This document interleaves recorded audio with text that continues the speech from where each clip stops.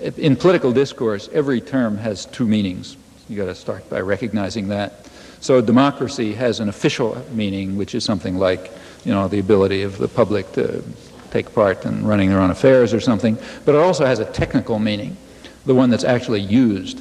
Something is a democracy if it's run by the business classes. If business runs it, especially business elements that are supportive of U.S. interests, then it's a democracy. If not, it's not a democracy. It doesn't matter. Nothing else matters virtually. You'll notice that this criterion works quite perfectly for identifying democracies. Same is true of the term peace process. It has a dictionary meaning. In the dictionary meaning, a peace process is some kind of process that's trying to lead towards peace. But it also has a technical meaning. In its technical meaning, it refers to whatever the United States happens to be advocating at a particular moment. Whatever diplomatic initiatives the United States is advocating, that's the peace process.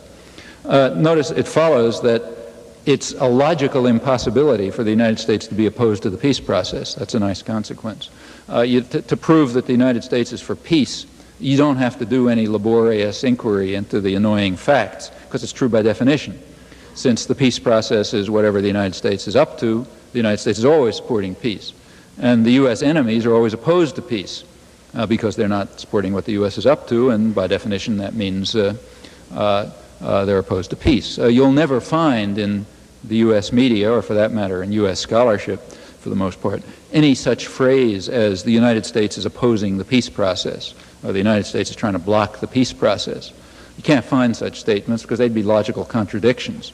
Actually, I made this statement in a talk in Seattle a couple of months ago, and there is a media analysis group in the graduate school there, and a couple of weeks later I got a letter from somebody saying he was kind of intrigued, so he did a database study of the New York Times over 10 years, and he found, I don't know, like 900 references to peace process and checked them all out, and in fact there's not one case where the United States was opposed to the peace process. It's pretty remarkable because that was a period when the United States was trying to undermine diplomatic negotiations and settlement in Central America and in the Middle East and so on. Notice that's pretty remarkable. Even the most sublime state, you'd expect that it wouldn't always be in favor of the peace process, maybe just by error or misunderstanding. But in the case of the United States, it's 100. I suspect it's 100%. You might check and see if you can find any exception. And the reason is it's just true by definition, since the peace process is whatever we do. Now, there are two major examples of peace processes in process now. One of them's in the Middle East and one's in Central America. There's no time to go through the details, but if you look, you'll notice that in the Middle East, the United States has been trying to block a diplomatic settlement of the Arab-Israeli conflict for the past 20 years, and it's still trying to block it. And in this, it's virtually isolated in world opinion. That's exactly what's going on now. If you like, I'll give you some details. I have a detailed discussion of it in the current issue of Z magazine, if you're interested. But I think it's quite clear. Nevertheless, the discussion is the United States is trying to advance the peace process. There's another peace process going on in Central America, which is no less interesting. I'll read you from the front page of the New York Times today. The lead story in the New York Times today, which I picked up on the airplane, says, U.S. envoy urges Hondurans to let the Contras stay. Okay, let them stay in Honduras. They're trying to kick them out.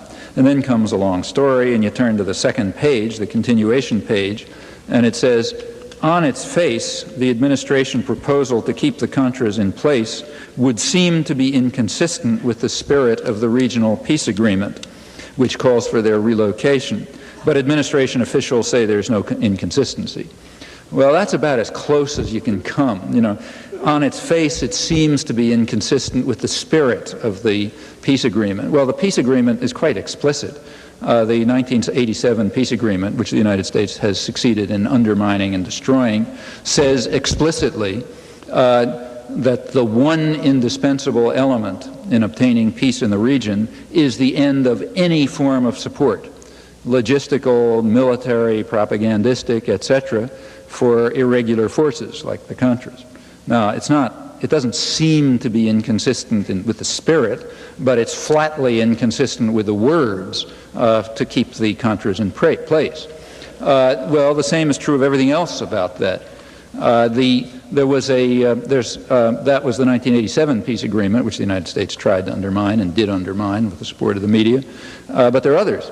There's right now there's a debate going on so-called humanitarian aid to the Contras. Well, the term humanitarian aid has a meaning. In fact, the World Court in its decision defines humanitarian aid. You look up paragraph 243 of the World Court decision, and it defines humanitarian aid as aid given for the hallowed purposes of the Red Cross, namely to relieve human suffering, and crucially it says aid that is given without discrimination to civilians on all sides of any conflict. Only under such conditions does anything qualify as humanitarian aid. Well, that means all the stuff given is called humanitarian aid has nothing to do with humanitarian aid. It's military aid. But you'll never find this discussed in the media. I doubt if you can find one reference to this in the media.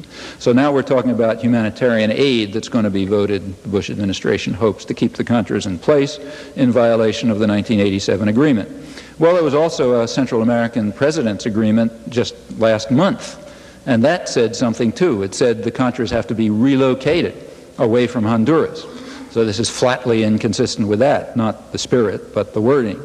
Furthermore, there was a ceasefire agreement between Nicaragua and the Contras last March over the deep objections of the United States last March 23rd. And that ceasefire agreement has some very specific terms in it.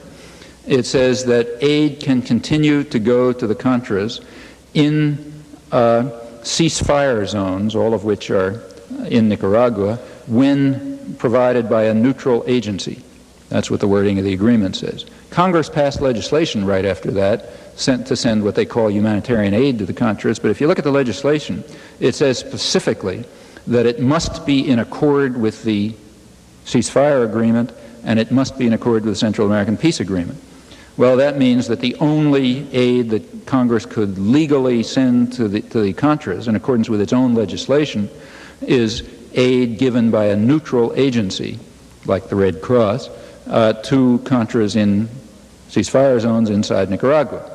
That's not just my interpretation. The ceasefire agreement also specified an international official in charge of monitoring the agreement. It's the Secretary General of the Organization of American States. He wrote a letter to Secretary of State George Shultz stating that the aid that the United States was sending was inconsistent with the ceasefire agreement, and he wanted to call the attention of the Secretary of State to this serious violation of the ceasefire agreement and the congressional legislation. That was never reported.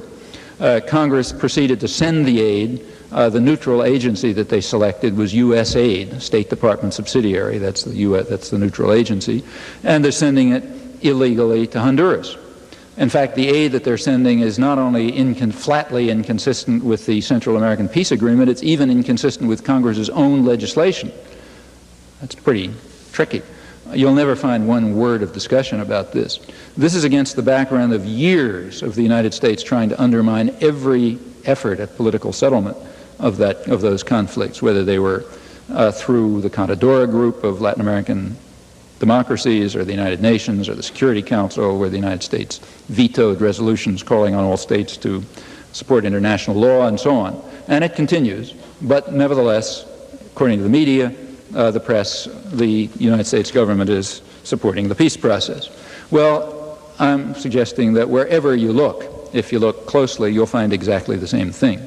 You'll find quite a remarkable degree of civility and subordination to established power, particularly remarkable because there's no force behind there's no authority that can impose force. This is willing subservience, not compelled subservience, and the kind that in fact flows, I think, just from the logic of the institutions for the reasons that I mentioned.